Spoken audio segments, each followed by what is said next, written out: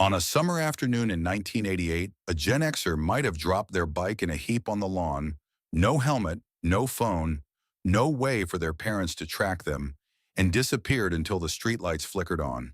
Their free time was gloriously analog and largely unsupervised. Hours spent building questionable skateboard ramps, mastering a new level on the Super Mario Bros., making the perfect mixtape by hovering over the record button while a favorite song played on the radio, or arguing about which album from Nirvana or Madonna mattered more.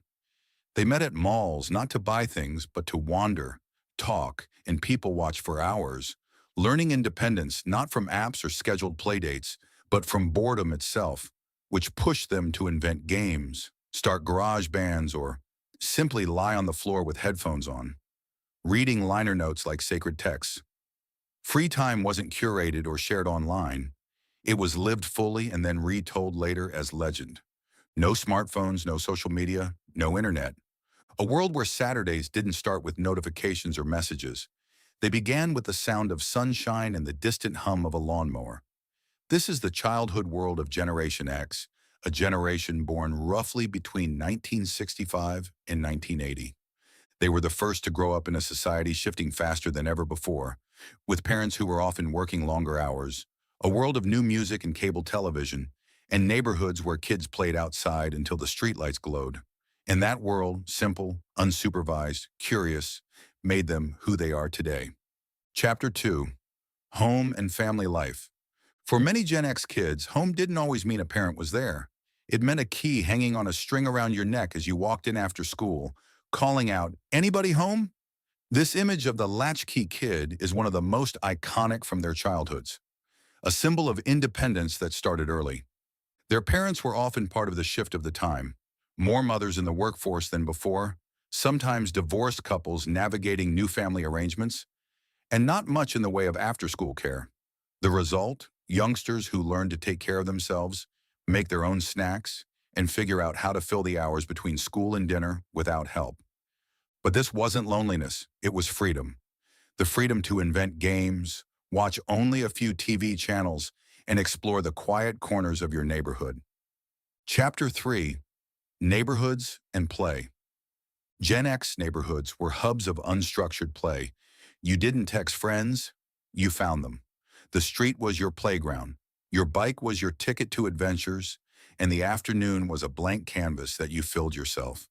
There were real physical boundaries, fences, hedges, the street sign at the corner.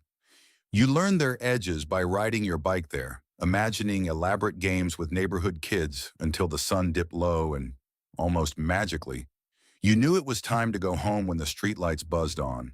There were no location tags. There weren't even cell phones, just bikes, laughter, scraped knees, and the shrill call of your mom yelling from the porch, "Dinner!" Chapter 4. The Soundtrack of a Generation. Music wasn't streamed, it was collected. Gen X grew up with cassette tapes you recorded off the radio, carefully timing the songs so they fit just right. You listened to artists you discovered on MTV, music television that played videos all day and became a cultural touchstone for this generation. You didn't just hear music, you felt it. You lived it. It was the soundtrack to bike rides, mall hangouts, and long evenings with friends. And because you didn't have thousands of channels or infinite playlists, the songs you loved became etched into your memory, tied to specific people, places, and moments. Chapter 5. After School, Freedom and Hobbies. After school, it was a buffet of choices, and you made your own. Some headed to the local arcade to conquer Pac-Man. Others gathered at a neighbor's house to watch late-night movies on videocassette. There were tennis rackets, roller skates, skateboard decks, basketballs that thumped against driveways, all requiring real movement and real presence. These weren't hobbies fed by algorithms. They were hobbies invented by you and your friends. You had to go out and find entertainment, and the skills you learned, patience, creativity, negotiation, and even boredom tolerance, shaped how you move through the world today. Chapter 6. Television, movies, and late night.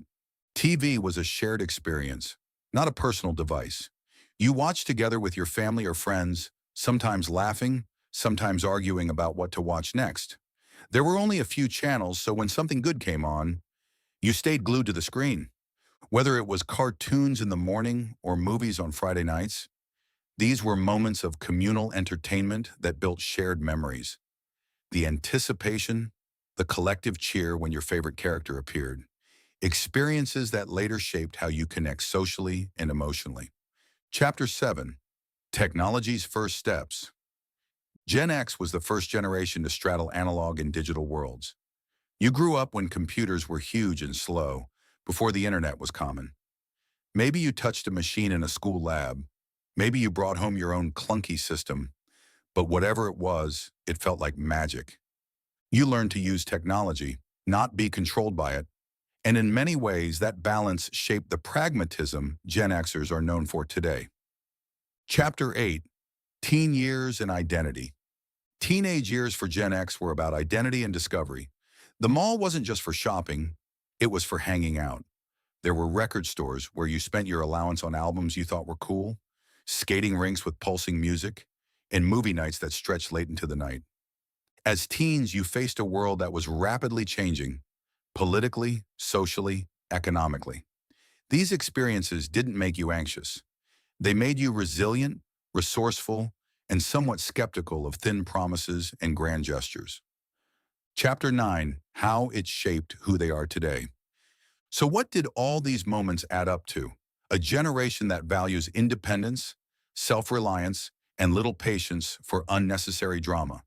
A generation that learned how to fix problems themselves, to figure things out, to rely on skill over applause.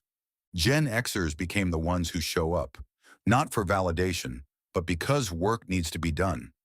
They know how to balance responsibility with freedom, how to enjoy quiet evenings as much as loud weekends, and how to hold on to memories that don't come from a screen, but from real life lived fully. Finally, Generation X didn't grow up seeking attention. They earned it quietly, piece by piece, memory by memory. They didn't need screens to tell them their worth. They built their worth from the world around them. And that's why their story isn't just interesting. It's nostalgic, real, and deeply human. Thank you for watching. Please subscribe for more and leave a comment with your thoughts.